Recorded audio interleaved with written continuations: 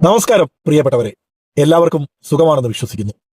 കേരളം കണ്ട ഏറ്റവും വലിയ കാപട്യമാണ് ഇപ്പോൾ UDF പുറത്തെടുത്തിരിക്കുന്നത്. തെരഞ്ഞെടുപ്പ് സമയത്ത് സ്ത്രീകളെ മുൻനിർത്തി വോട്ടെണ്ണിയവർ ഇന്ന് അധികാരം കിട്ടിയപ്പോൾ അതേ സ്ത്രീകളെ പരിഹസിക്കുന്ന കാഴ്ചയാണ് നമ്മൾ കണ്ടുകൊണ്ടിരിക്കുന്നത്. KSRTC സൗജന്യ യാത്രയെക്കുറിച്ച് മന്ത്രി CP ജോൺ നടത്തിയ സ്ത്രീവിരുദ്ധ പരാമർശവും അതിനെ മൂടിവെക്കാൻ നോക്കുന്ന VD സതീശന്റെ മൗനവും കേരളത്തിലെ അമ്മമാരോടുള്ള വെല്ലുവിളിയാണ്. വോട്ടുകാലത്ത് പ്രകടന പത്രികയുമായി വന്ന് കണ്ണീരൊഴുക്കിയ സതീശന്മാർ ഇന്ന് എവിടെയാണ്?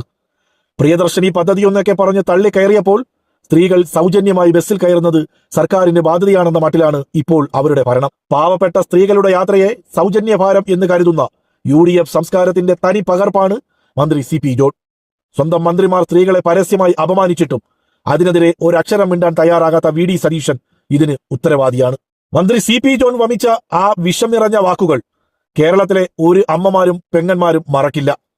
സാധാരണക്കാരായ സ്ത്രീകൾ ബസ്സിൽ യാത്ര ചെയ്യുന്നത് സൗജന്യമായതുകൊണ്ട് മാത്രമാണെന്നും അതേസമയം അവർ സ്വന്തം കുട്ടികളെ പ്രൈവറ്റ് സ്കൂളിൽ പഠിപ്പിച്ച് ആഡംബര ജീവിതം നയിക്കുകയാണെന്നുമാണ് ഈ മന്ത്രി പറഞ്ഞു വെക്കുന്നത്.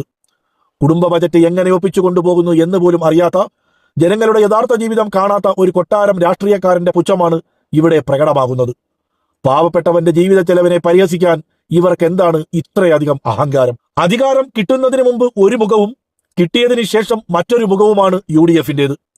സതീശനും സംഘവും നയിക്കുന്ന മുന്നണി ഇന്ന് ജനങ്ങൾക്ക് ബാധ്യതയായി മാറിയിരിക്കുന്നു. ജനങ്ങളുടെ നികുതിപ്പണത്തിൽ നിന്ന് ശമ്പളവും ആനുകൂല്യങ്ങളും പറ്റി ജീവിക്കുന്ന ഇവർ പാവപ്പെട്ട സ്ത്രീകൾക്ക് ലഭിക്കുന്ന ചെറിയൊരു ആനുകൂല്യത്തെ കണ്ട് അസൂയപ്പെടുകയാണ്. സ്ത്രീകളെ അപമാനിച്ച CP ജോണിനെ മന്ത്രിസഭയിൽ വെച്ചു വാഴ്ത്തുന്ന സതീശന്റെയും UDFന്റെയും ഈ നിലപാട് കേരളീയ സമൂഹം തിരിച്ചറിയുകയും ചർച്ച ചെയ്യപ്പെടുകയും ചെയ്യും. സ്ത്രീകളെ അപമാനിച്ച CP ജോണും അതിനെ ന്യായീകരിക്കുന്ന സതീശനും ഓർക്കുക, ഇത് കേരളമാണ്. ഇവിടെയുള്ള സ്ത്രീകൾ ഔദാര്യത്തിന് കാത്തു നിൽക്കുന്നവരല്ല, അവകാശങ്ങൾ ചോദിച്ചു വാങ്ങാൻ അറിയാവുന്നവരാണ്.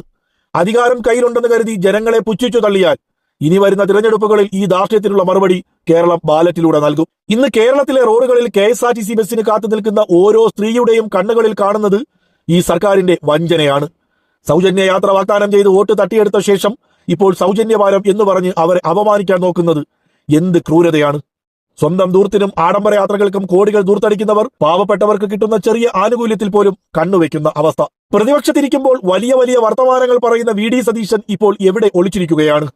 സ്വന്തം മന്ത്രി സ്ത്രീകളെ പരസ്യമായി അധിക്ഷേപിച്ചിട്ടും ഒരു വാക്കുകൊണ്ടുപോലും അതിനെ അപലപിക്കാൻ തയ്യാറാകാത്ത സതീശന്റെ മൗനം ഈ താളത്തിനൊത്ത് തുള്ളുന്നതാണ്. തെറ്റ് ചെയ്യുന്നവനെ സംരക്ഷിക്കുന്ന ഇരട്ടത്താപ്പാണ് UDFന്റെ മുഖമുദ്രയെന്ന് ഇതിലും വലിയ തെളിവ് വേണോ? അധികാരത്തിന്റെ ഹുങ്കിൽ ജനങ്ങളുടെ മുഖത്തേക്ക് കാർക്കിച്ചു തുപ്പുന്ന ഈ അഹങ്കാരം കേരളം ഒരു കാലത്തും പൊറുക്കില്ല.